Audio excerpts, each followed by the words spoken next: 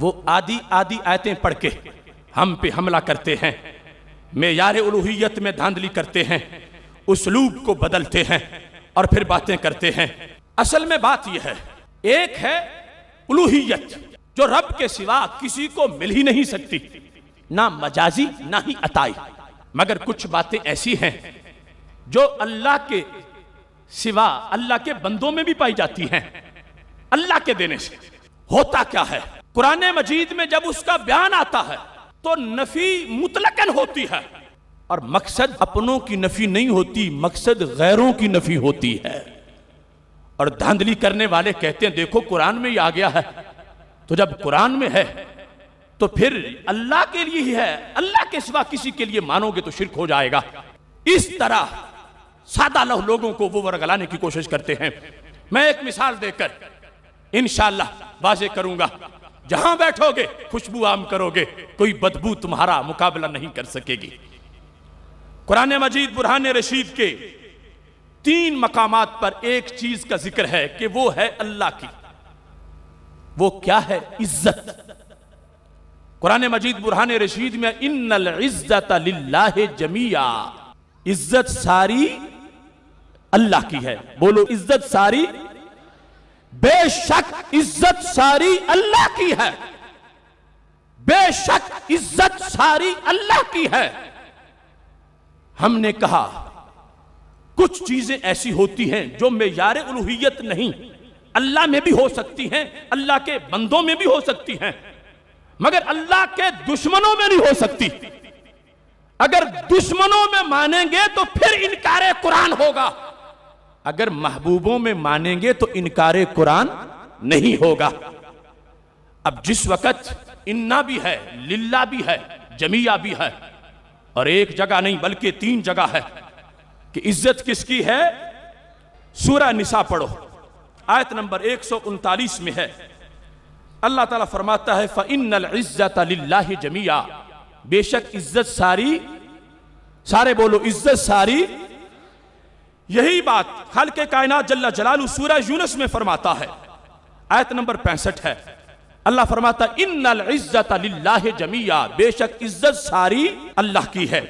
یہی بات رب ذوالجلال سورہ فاطر میں فرماتا ہے، آیت نمبر 10 ہے، اور خالق کائنات فرماتا ہے فَلِلَّهِ الْعِزَّةُ جَمِيعًا، عزت ساری اللہ کی ہے۔ اب 3 آیات میں نے قرآن مجید برہان رشید سے پیش کی۔ قرآن مجید میں تو ایک جگہ بھی آ جائے تو بات پکی ہے، یہ 3 جگہ ہے، اور پھر انا بھی ہے 2 مقامات پر، اور ساتھ جمیعہ بھی ہے 3 مقامات پر۔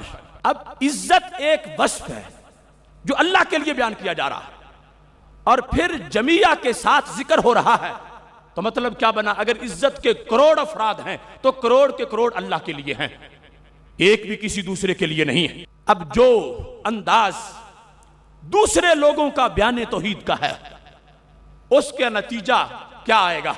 جب یہ آیت ان کے قانون کے مطابق پڑھی جائے، ان آیات کا ان کے قانون کے مطابق مطلب بیان کیا جائے، تو کیا بنے گا کہ اگر اللہ کے سوا کسی کی کوئی عزت کرے گا تو معاذ اللہ شرک ہو جائے گا، کیونکہ جب عزت اللہ کی ہے اور ساری اللہ کی ہے تو اللہ کے علاوہ اگر کسی بندے کی عزت کریں گے، کوئی ماں کی عزت کرے یا باپ کی، استاذ کی عزت کرے یا پیر کی، بڑے بھائی کی عزت کرے یا بڑے دوست کی، ان کے نظریہ کے مطابق شرک ہو جائے گا، کیونکہ قرآن کہہ رہا ہے عزت ساری اللہ کی ہے۔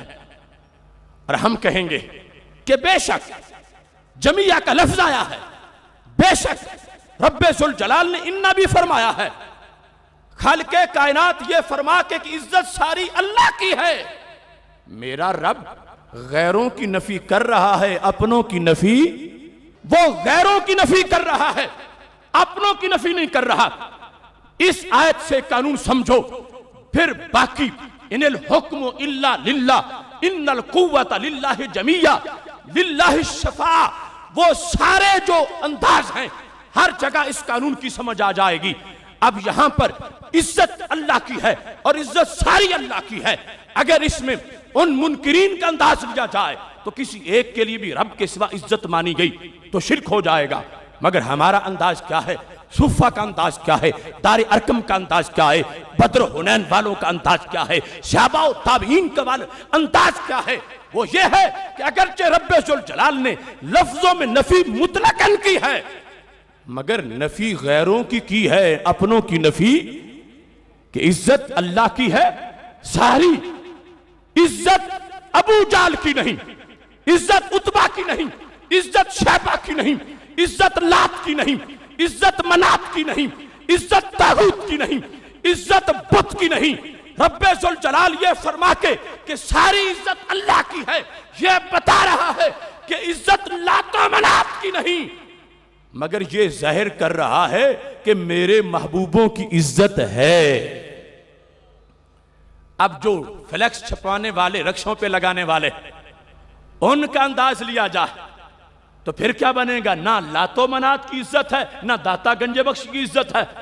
لیکن اگر قرآن کا قرآنی انداز لیا جائے تو مطلب کیا ہوگا؟ اللہ فرما رہا ہے عزت ساری میری ہے، لات و منات کی عزت نہیں، داتا گنج بخش کی عزت ہے۔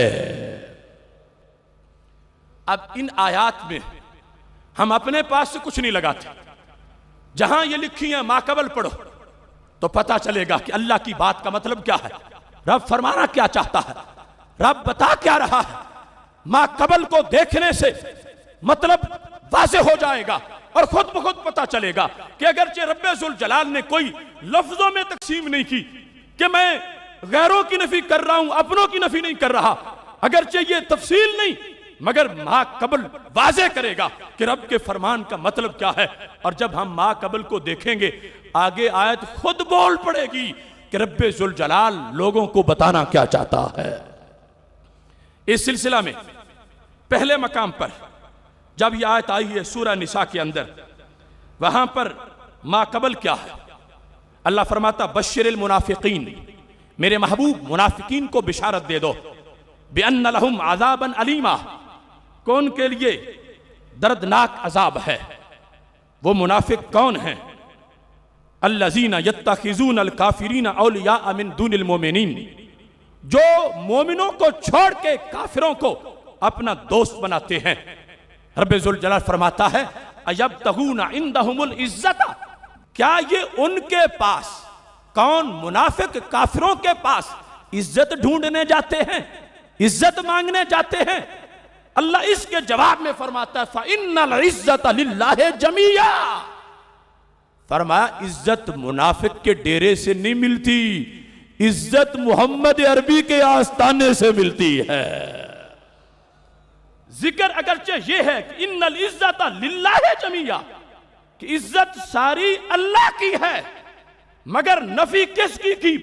نفی ابو جہل کی، نفی مشرکین مکہ کی، اور اس بات اپنے محبوب کا کیا، محبوب علیہ السلام کے غلاموں کا کیا۔ فرمایا جو یہ منافق جا کے عزت ڈھونڈتے ہیں مشرکوں کے پاس جا کر، ان سے عزت نہیں ملے گی، عزت ان سے ملی گی جو میرے نمائندے زمین پر موجود ہیں۔ تو اب خالق کائنات جل جلالہ کے قرآن کو ماقبل سے پڑھنے سے پتا چلا فَإِنَّ الْعِزَّةَ لِلَّهِ جَمِيعًا، رب ذوالجلال بول رہا ہے، اگرچہ لفظ یہ ہے کہ عزت ساری اللہ کی ہے، مقصود غیروں کو نکالنا ہے، مقصود اپنوں کو نکالنا نہیں ہے۔ اس حسر سے یہ مقصود ہے کہ ابو جہل کے ڈیرے سے عزت نہیں ملتی، حضرت صدیق اکبر کے ڈیرے سے عزت مل جاتی ہے۔ اگلے مقام پر اسی آیت کا ماقبل دیکھو جو سورہ یونس کے اندر ہے 11ویں پارے میں، رب ذوالجلال اس مقام پہ فرماتا ہے، آیت نمبر 65 کا ماقبل، اللہ فرماتا وَلَا يَحْزُنْكَ قَوْلُهُمْ، محبوب میرے تجھے ان کافروں کی باتیں غم میں نہ ڈالے۔ کافر کہتے تھے لست مرسلا، تم رسول نہیں ہو، کافر کہتے تھے معاذ اللہ تم مجنون ہو، اس طرح کی باتیں کرتے تھے۔ تو رب ذوالجلال نے فرمایا محبوب تجھے ان کی باتیں غم میں نہ ڈالیں، کیوں؟ ان العزت للہ جمیعا، بے شک عزت ساری اللہ کے پاس ہے۔ تو مطلب کیا بنا؟ محبوب وہ جو کہیں کہتے پھریں، عزت کوئی ان کے پاس ہے کہ ان کے گھٹانے سے گھٹ جائے گی؟ اگرچہ سرکار کو پتا ہے کہ عزت ساری رب کے پاس ہے، مگر رب محبوب کو اپنے پیار سے مزید سہارا دینا چاہتا ہے، مزید حوصلہ بخشنا چاہتا ہے۔ اگر وہ تجھے رسول نہیں مانتے نہ مانے، عزتیں دینے والا میں ہوں، میں تجھے رسول بنانے والا ہوں، میں تجھے شانیں دینے والا ہوں۔ اب ان العزت للہ جمیعا کا مطلب کیا بنا کہ جو تجھے رسول نہ کہیں، عزت ان کی نہیں، عزت میرے پاس ہے، میں دینے والا ہوں، عزت میرے پاس ہے، میں بانٹنے والا ہوں۔ اب یہاں سے بھی پتہ چلا کہ عزت ایسی چیز نہیں ہے کہ جو رب ذوالجلال کے ساتھ یوں خاص ہو جیسے عبادت خاص ہے۔ عبادت کا وصف کہ وہ کوئی معبود بن جائے، اللہ کسی کو معبود نہیں بناتا، لیکن اللہ عزت والا بنا دیتا ہے۔ تو اگرچہ یہ کہہ رہا ہے قرآن کہ عزت ساری اللہ کی ہے، تو پتہ چلا یہ ایسا حصر نہیں ہے جیسا عبادت کا ہوتا ہے۔ عبادت صرف اللہ کی ہے، عزت اللہ کی بھی ہے، اور عزت اللہ جسے چاہے اس کو بھی عزت والا بنا دیتا ہے۔ ایسے ہی قرآن مجید برہان رشید کے اگلے مقام پر سورہ فاطر کے اندر رب ذوالجلال اسی مفہوم کو جو بیان کرتا ہے تو اس میں واضح طور پر ما قبل میں ہے من کان یرید العزت فللہ العزت جمیعا، کہ جو عزت کا ارادہ کرتا ہے بس عزت تو ساری اللہ کے پاس ہے۔ تو یہاں سے پتہ چلا کہ عزت ایسی چیز نہیں جو آگے دی نہ جا سکتی ہو، عزت ایسی چیز نہیں کہ جس کا کوئی ارادہ نہ کرتا ہو، عزت ایسی چیز نہیں کہ جو رب سے مانگنا ناجائز ہو، عزت ایسی چیز نہیں کہ جو رب سے مانگے تو رب کے دربار سے دھتکارا جائے، نہیں۔ خالق کائنات فرماتا ہے جو عزت چاہے میرے پاس عزت ہے، میں دینے والا ہوں، میں بانٹنے والا ہوں۔ تو ان تینوں آیات سے پتہ چلا اگرچہ للہ بھی ہے، انہ بھی ہے، جمیعہ بھی ہے، کہ بے شک عزت ساری اللہ کی ہے، مگر اس حصر سے نفی بتوں کی ہے، اس حصر سے نفی کافروں کی ہے، اس حصر سے نفی یہود و نصارہ کی ہے کہ بت کی عزت نہیں، کافر کی عزت نہیں، لات منات کی عزت نہیں۔ اور اس سے یہ ثابت ہوتا ہے عزت اللہ کی بھی ہے، اللہ کے بندوں کی بھی ہے۔ آیات پر وہ زور لگا لگا کے بیان کرتے ہیں اور اس وصف کو عبادت کے ساتھ ملا دیتے ہیں۔ ہم یہ واضح کر رہے ہیں عبادت کا اور انداز ہے، عزت کا اور انداز ہے، عبادت کا اور انداز ہے، مدد کا اور انداز ہے۔ مجازی معبود نہیں ہو سکتا، مجازی عطائی معبود نہیں ہو سکتا، مگر مجازی مددگار ہو سکتا ہے، مجازی عزت والا ہو سکتا ہے۔ خالق کائنات جل جلالہ یہ فرما کے کہ عزت میری ہے، اس سے پتہ چلتا ہے کہ عزت اللہ والوں کی بھی ہے، اور پھر ایسی نہیں کہ جن کو عزت دے اور وہ آگے دے نہ سکیں۔ رب ذوالجلال نے جنہیں عزت دی ہے انہوں نے آگے عزت بانٹی بھی ہے۔ عزت میرے نبی علیہ السلام کی ہے تو عزت صحابہ کو بھی ملی ہے، سرکار کی صدقے صحابہ تک پہنچی ہے، اور پھر صحابہ سے تابعین تک پہنچی ہے۔ جس نے حالت ایمان میں میرے نبی علیہ السلام کو دیکھا اس پر بھی جہنم کی آگ حرام ہو گئی، اور جس نے ان کے دیکھنے والے کو دیکھا اس پر بھی جہنم کی آگ حرام ہو گئی۔ ان آیات کا یہ استدلال جو ماقبل کے لحاظ سے ان لوگوں کی ہر وقت کی توحید کی تقریروں کا اپریشن اس استدلال میں موجود ہے، اگرچہ لکھا ہوا نہیں تھا واضح طور پر کہ نفی غیروں کی ہے، نفی اپنوں کی نہیں، لیکن ماقبل ظاہر کر رہا تھا، تو مطلب یہ ہم نے بیان کیا۔ اب چوتھا مقام پڑھو تو خود بخود سب کچھ واضح ہو جائے گا۔ 28واں پارہ ہے، رب ذوالجلال جو 3 مقام پہ کہہ چکا کہ عزت ساری اللہ کی ہے، چوتھے مقام پر کیا کہتا ہے؟ کہتا ہے رب ذوالجلال وللہ العزت، عزت اللہ کی ہے، ولرسول ہی، اللہ کے رسول کی بھی ہے۔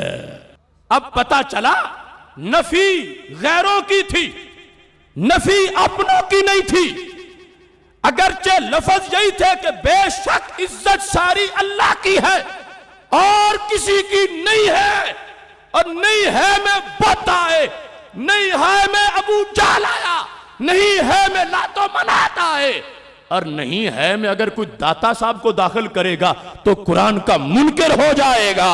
اس واسطے ہم اس انداز کو مانتے ہیں جس کی وجہ سے قرآن کی آیات میں तारुज नहीं आता, तजाद नहीं आता। अगर उनका अंदाज लें तो फिर तो कुरान टकरा जाएगा कि 3 जगह ये कह रहा है इज्जत सारी अल्लाह की है, अल्लाह के सिवा किसी की और की नहीं, और चौथे मकाम पे कहता है इज्जत और करोड़ों की भी है। तो कुरान उनके अंदाज पर टकरा जाएगा, हमारे अंदाज पे कुरान नहीं टकराएगा। और कुरान के कुरान होने की दलील ये है कि एक बात बताता है और सच्ची बात बताता है, और इसमें कहीं तजाद मौजूद नहीं है।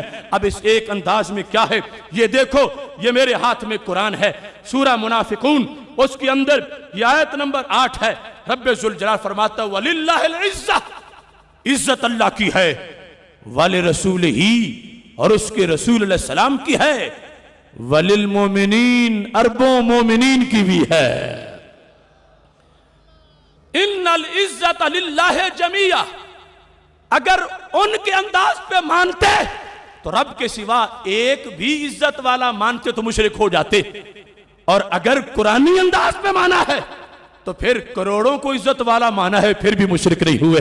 फिर भी रब का हुक्म माना है कि रब्बे जुल जलाल ने वाज़े कर दिया कि इज्जत मेरी है का मतलब ये नहीं कि मैं किसी को दे ही नहीं सकता या देता नहीं हूं या देना जायज नहीं है। फरमाया ये इबादत की तरह चीज नहीं, ये बांटी जा सकती है, ये दी जा सकती है, ये मदद, ये कुव्वत, ये हुक्म, ये इख्तियार अल्लाह का भी है, अल्लाह के बंदों का भी है। और फिर जिन्हें रब इज्जत देता है वो इज्जत आगे तकसीम भी कर सकते हैं, इज्जत बांट भी सकते हैं, कांटों को गुलाब बनाते हैं, जर्रों को आफ्ताब बनाते हैं। अब अल्लाह के कुरान की हिकमतें कितनी हैं। जब इस चीज को बयान किया कि इज्जत अल्लाह की भी है, अल्लाह के रसूल अलैहि सलाम की भी है और मोमिनीन की भी है, तो आगे जिक्र क्या किया, वलाकिन्नल मुनाफिकीन ला यालमून, पता मुनाफिकों को नहीं किस चीज का, कि इज्जत अल्लाह की भी है, अल्लाह के बंदों की भी है, इज्जत अल्लाह की भी है, अल्लाह के रसूल अलैहि सलाम की भी है। तो पता चला कि कुरान मजीद बुरहान रशीद ने उस अंदाज को कि जो आज कुछ अब लोग अपनाए हुए हैं उसे मुनाफिकत के अंदाज से ताबीर किया, और ये वाज़े किया कि हसर गैरों के लिहाज से था, हसर अपनों के लिहाज से नहीं था। अगरचे 3 मकामात पर इन्ना भी है, जमिया भी है, मगर इसके बावजूद वहां अपनों की जगह बाकी है, अपनों की गुंजाइश बाकी है, अपनों का मकाम बाकी है। इस बुनियाद पर अहले सुन्नत व जमात मेयार उलूहियत का डंके की चोट पे ऐलान कर रहे हैं, मेरे रब के सिवा कोई माबूद नहीं, कोई वाजिबुल वजूद नहीं, वही माबूद है, वही वाजिबुल वजूद है। जहां तक मददगार होने का ताल्लुक है, मुश्किल कुशा होने का ताल्लुक है, हाजत रवा होने का ताल्लुक है, रब चाहता है खुद मदद कर देता है, चाहता है बंदों को मददगार बना देता है। मेरा रब किसी को अल्लाह नहीं बनाता, मेरा रब किसी को मददगार बना देता है।